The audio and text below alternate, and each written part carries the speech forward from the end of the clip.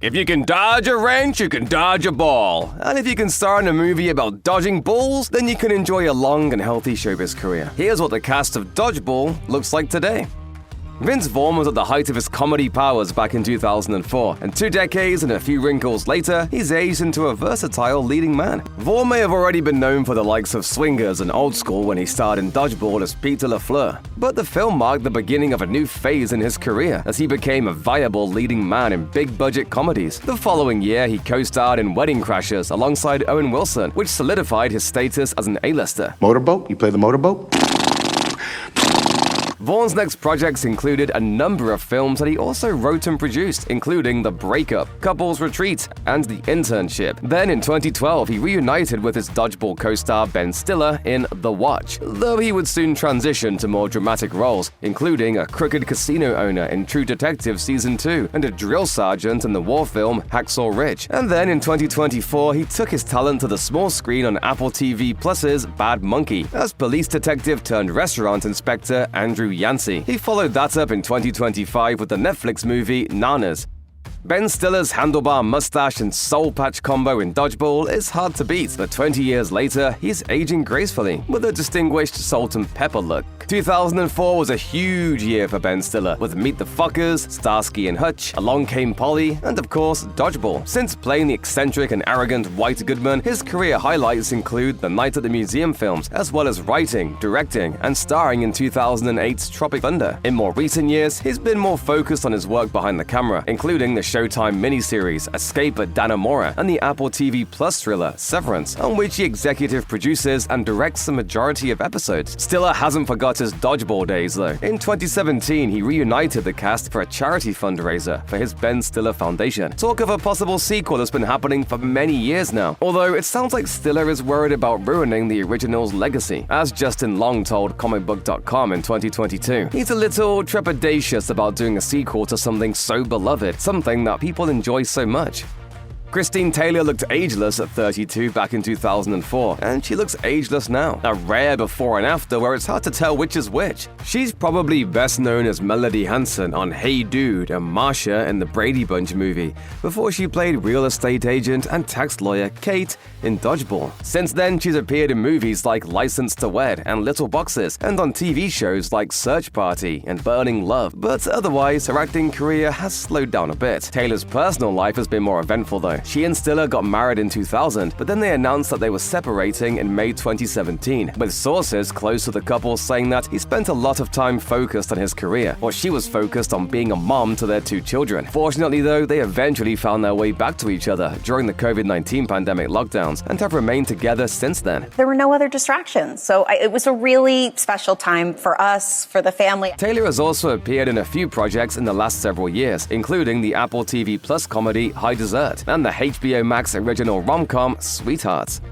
Justin Long's always had a boyish quality about him, so a few inevitable wrinkles aside, he looks largely the same now as he did back in 2004. The part of Justin Redman was written for Justin Long, hence the shared first name. During an appearance on Jesse Tyler Ferguson's podcast, Dinner's on Me, Long revealed that writer-director Rawson Marshall Thurber saw him on an episode of the NBC show Ed and thought that he'd be perfect for Dodgeball. Though there was some pushback from the studio. As Long explained, they wanted somebody younger because I was too old to play that part. I was 24, 25. Yeah, I was. He's written for a 15-year-old. But Thurber stuck to his guns, and Long has enjoyed a steady and interesting career since then. He starred opposite Lindsay Lohan in Herbie Fully Loaded the following year, and further cemented himself as a star in the likes of The Breakup, Live Free or Die Hard, and Drag Me to Hell. He also voiced the main troublemaking rodent in the Alvin and the Chipmunks movies. Behind the scenes, Long has had a number of high-profile relationships, dating Drew Barrymore from 2007 to 2008, and Amanda Seyfried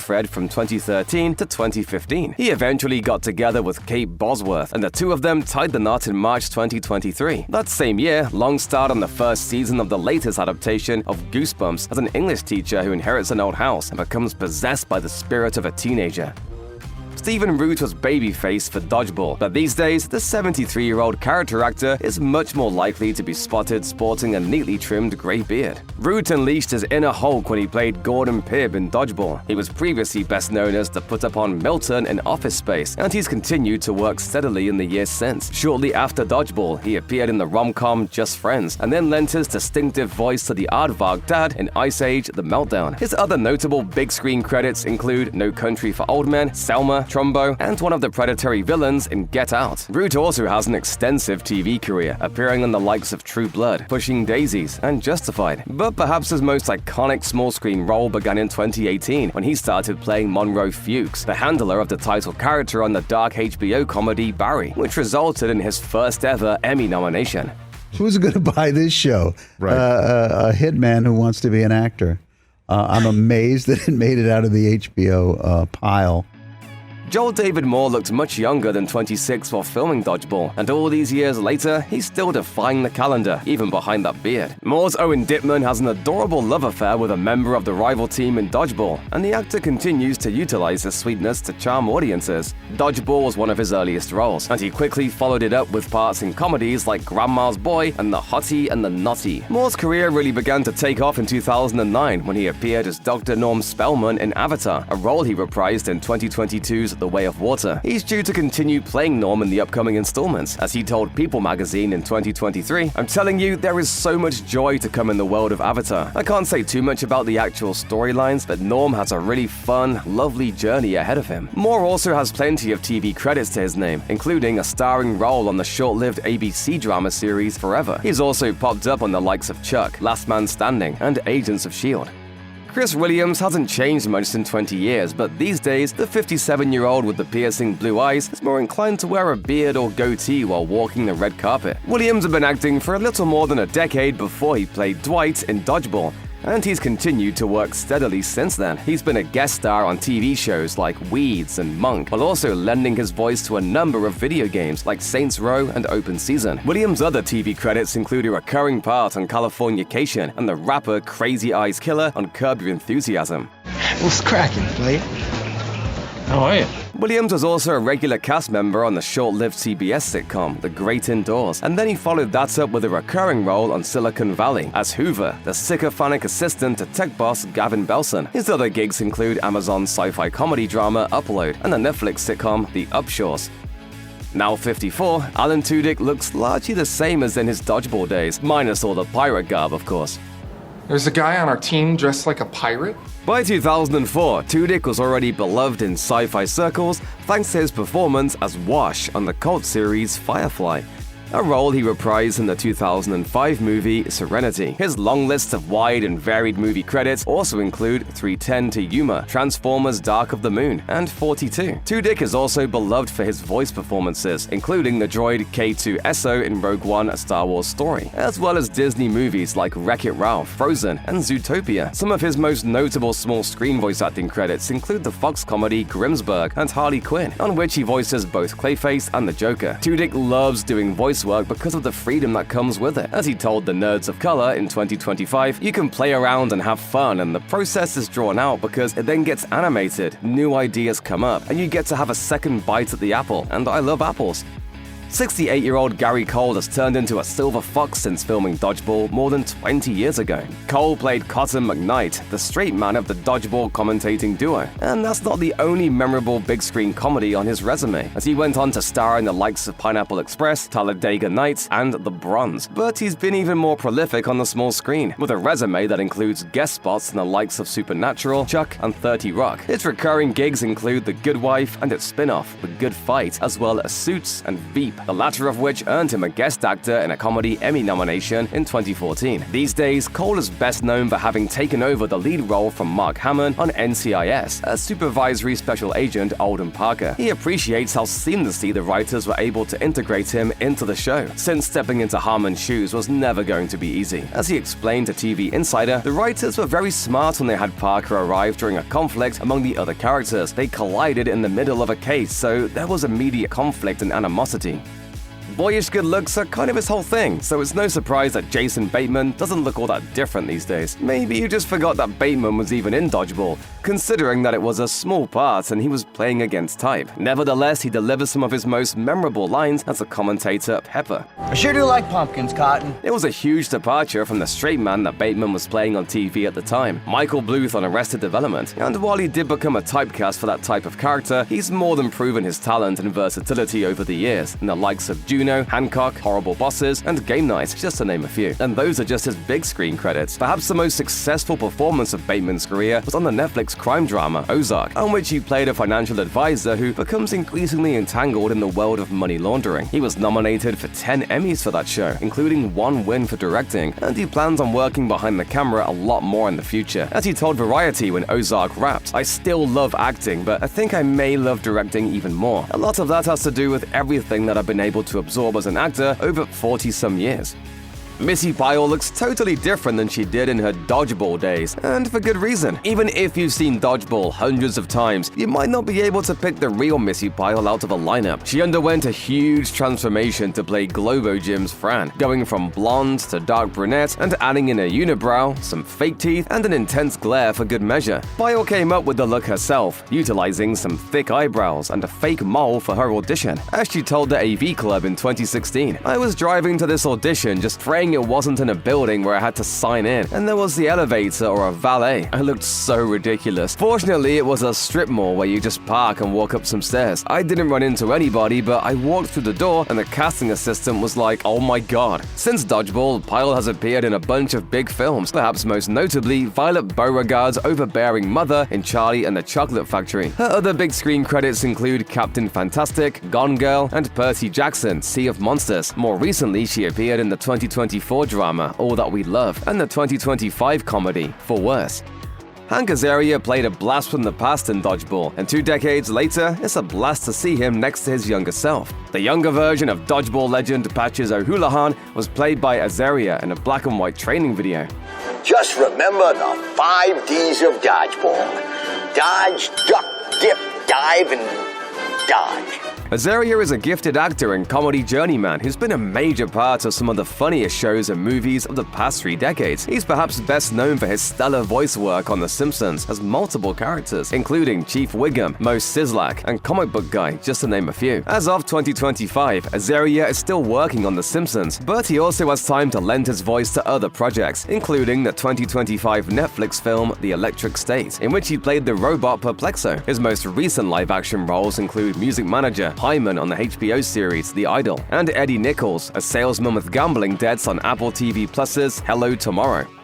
Jamal Duff hasn't aged a day. Take a look, he was 32 in his Dodgeball days, and now he's 53. Football player turned actor, Duff played Globo Gym's Michelle Jones in Dodgeball, which was his 3rd film following small roles in SWAT and The Rundown. Like the characters he plays, Duff also strikes an imposing figure in real life. He was a defensive end and defensive tackle for 3 years in the NFL in the 1990s, and when his time on the gridiron ended, he decided to give acting a shot. After Dodgeball, Duff booked dozens of movies and TV shows, often playing large and in-charge characters such as a bouncer in This Is Us, security guards on Future Man, and Raven's Home, and a character simply credited as huge inmate on Better Call Saul. His other small screen credits include episodes of Agents of S.H.I.E.L.D. and the reboot of Night Court. But Duff's most high-profile work to date is probably his recurring role on Brooklyn Nine-Nine. He played Zeke, the bullying brother-in-law to Terry Crews's character Terry Jeffords. He popped up in 1 episode per season during the show's first 3 seasons, and he was arguably one of Brooklyn Nine-Nine's best ever guest stars. Did one of your detectives lose his head up his own butt?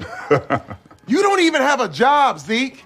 Argentine actress Julie Gonzalo has become an American citizen since filming Dodgeball back in 2004. Like her on-screen Dodgeball love interest, Justin Long, Gonzalo was already in her 20s despite playing a teenager. She starred as a cheerleader named Amber, who needs Justin's help for her routine, but at the expense of the average Joe's Dodgeball squad. A year before Dodgeball, Gonzalo had appeared in Freaky Friday, and then in 2004 she also showed up in A Cinderella Story. Then in 2006, Gonzalo got a big break as college student Parker Lee on the 3rd season of Veronica Mars, a part that she reprised for the show's 2019 revival. And speaking of reboots, Gonzalo is also well known for playing Pamela Rebecca Barnes on the TNT revival of Dallas that aired from 2012 to 2014. Gonzalo has also enjoyed guest star gigs on shows like Castle and Grey's Anatomy, as well as the major role of Maggie Decker on the short-lived legal dramedy Eli Stone. Then in 2019, she joined the cast of the CW's Supergirl for seasons 5 and 6. She's also been plying her trade in TV movies over the past few years, including A Novel Noel, Happy Holidays from Cherry Lane, and My Argentine Heart.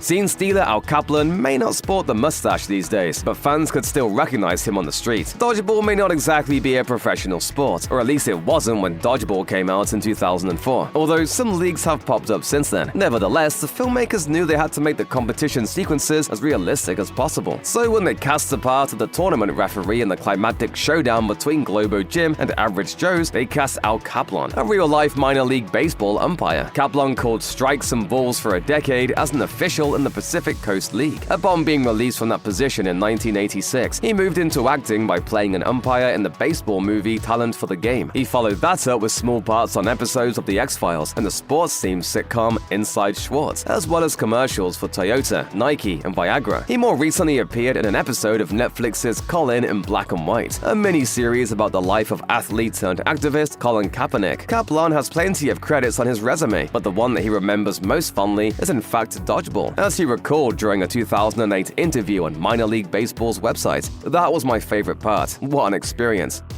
Rip Torn was 73 when he filmed Dodgeball, and the iconic character actor continued working right till the very end. Torn's Patches O'Houlihan delivered perhaps the most iconic quote in Dodgeball. "If you can dodge a wrench, you can dodge a ball." What? The retired Dodgeball legend may be in a wheelchair, but that didn't stop him from passing his knowledge along to the Average Joe's team. Torn had already enjoyed a long and successful career by the time Dodgeball came out. He made his debut all the way back in 1956 with an uncredited part in the black comedy Baby Doll. He would go on to earn an Oscar nomination for 1983's Cross Creek, and then his most high-profile role was probably Zed in the Men in Black franchise. After Dodgeball, Torn played rock music producer Alan James in 2005's 40 Shades of Blue, and French King Louis XV in 2006's Marie Antoinette. Unfortunately, his career hit a snag a few years later when he was arrested and charged with drunkenly breaking into a Connecticut bank. He was allegedly carrying a loaded revolver and was highly intoxicated when he was found. He was officially charged with burglary, criminal trespassing, criminal mischief, and weapons charges. Torn eventually pleaded guilty and was sentenced to 2.5 years suspended jail sentence and 3 years of probation. His career was never the same following that incident, as he only signed on to a few small films. He did, however, manage to reprise his Men in Black role in an Air New Zealand safety video in 2015, alongside members of the All Blacks rugby team. In 2019, Torn died of complications from Alzheimer's disease at his home, or surrounded by family. He was 88.